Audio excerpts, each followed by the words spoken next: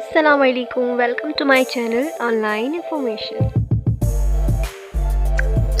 تو دوستوں، اگر آپ چاہتے ہیں کہ میں اسی طرح سے آن انفارمیٹیو ویڈیوز بناتی رہوں اور آپ تک پہنچاتی رہوں تو پلیز میرے چینل کو ضرور سبسکرائب کیجیے گا اینڈ لازمی بیل آئیکن پریس کیجیے گا تاکہ نئے آنے والی ویڈیوز کی نوٹیفیکیشنز آپ تک جلد پہنچ جائیں۔ دوستوں، کیا آپ جانتے ہیں کہ سانپ اتنے زہریلے کیوں ہوتے ہیں؟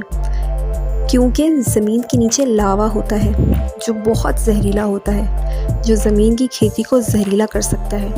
اس لیے اللہ تعالیٰ نے سانپ کو پیدا کیا تاکہ وہ اس زہر کو پی لیں اور زمین کی کھیتی محفوظ رہ سکے۔